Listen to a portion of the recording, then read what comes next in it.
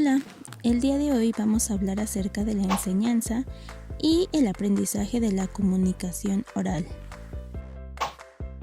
La educación infantil es una etapa prioritaria en cualquier sistema educativo moderno. Su finalidad principal consiste en garantizar el desarrollo físico, afectivo, social e intelectual del alumnado. En esta etapa, la presencia del lenguaje cobra mayor relevancia, ya que se convierte en una herramienta clave para los aprendizajes, siendo la lengua oral la primera que aprendemos.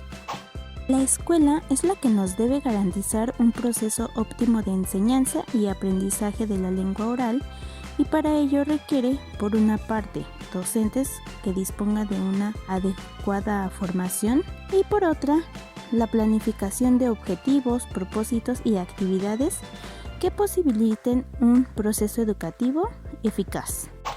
La comunicación es la capacidad humana de comunicarse y se manifiesta primeramente en la lengua oral, y para muchas sociedades es la única forma de comunicación, pero para las sociedades letradas cuentan además con la lengua escrita, la codificación asignada de la lengua oral, y nos es imposible imaginar una vida cotidiana sin ella. Encontramos algunas diferencias entre lo que son la lengua oral y la lengua escrita, tanto que son dos formas distintas de comunicarse. A veces se ha señalado que son radicalmente diferentes y lo son en cuanto en un caso oral, que utiliza órganos fonadores, y en la escritura, que utiliza grafemas, pero a partir de ahí y teniendo en cuenta que hay distintos tipos de texto.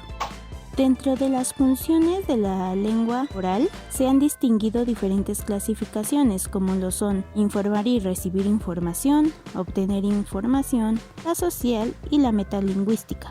A continuación, les dejo un breve video donde explicará lo que es el profesor como comunicador. La comunicación no es un proceso perfecto. Hace más de 2000 años, Aristóteles se dio cuenta de que, si bien se puede entender a la comunicación como un proceso en el que alguien le dice algo a alguien, existe una serie de barreras que interfieren en ella, y por eso el mensaje suele llegar deformado al receptor o no llega.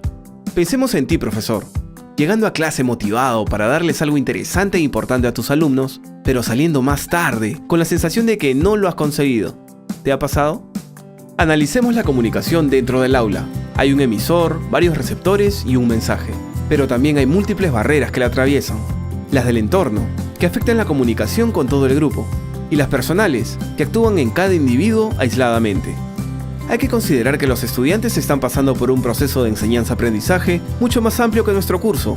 Se están formando como profesionales y reciben constantemente distintos tipos de información de diversas fuentes. Los profesores somos los expertos responsables de guiar ese aprendizaje, pero no olvidemos que los alumnos son los personajes centrales de la comunicación en el aula. De acuerdo a Aristóteles, el objetivo de la comunicación es producir algo en el receptor.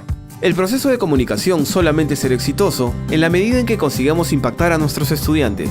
Un profesor no transmite ideas, las analiza, las desmenuza y deconstruye junto con sus alumnos para que puedan apropiarse de ellas y reconstruirlas de acuerdo a sus propias estructuras mentales. En estos procesos de aprendizaje, las variables emocionales son determinantes en la relación entre alumno y el profesor. Según estas variables, se distinguen hasta 3 tipos de relación alumno-profesor en el aula: las de agresión, indiferencia y colaboración. Las de agresión e indiferencia pueden iniciarse con acciones y actitudes que podríamos percibir como normales, pero suelen desarrollarse. Se extienden al resto del grupo y terminan entorpeciendo la comunicación. Relaciones de colaboración, las cuales son empáticas y saludables dentro del grupo de trabajo, son las que buscamos alcanzar. Por lo que es importante entender que estos procesos requieren del aporte y participación del grupo. Este tipo de relaciones son las que generan los procesos de aprendizaje más gratificantes y enriquecedores.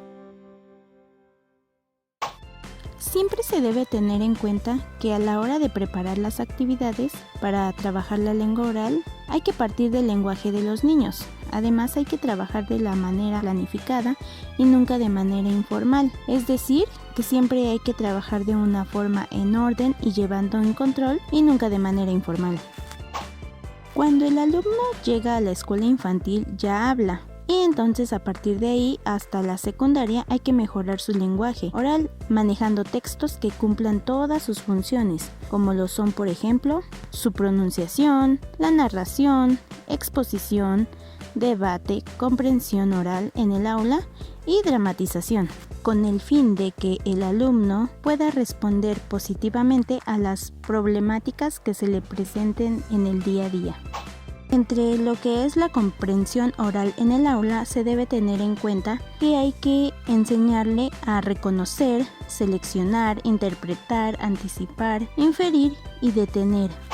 Las formas de trabajar en el aula en la comprensión oral son las siguientes. Número 1. Hay que adaptar las actividades a cada ciclo. Planificar, trabajar distintos tipos de texto, presentar de forma clara y completa lo que el alumno debe realizar y anticipar lo que va a venir después o activar los conocimientos previos. Se debe tomar en cuenta que estas microhabilidades no se dan en orden, sino que se interactúan. Desde educación infantil hay 2 temas que hay que trabajar, por ejemplo, la capacidad de atención y la memoria. Para ello se preparan actividades que tengan en cuenta las microhabilidades.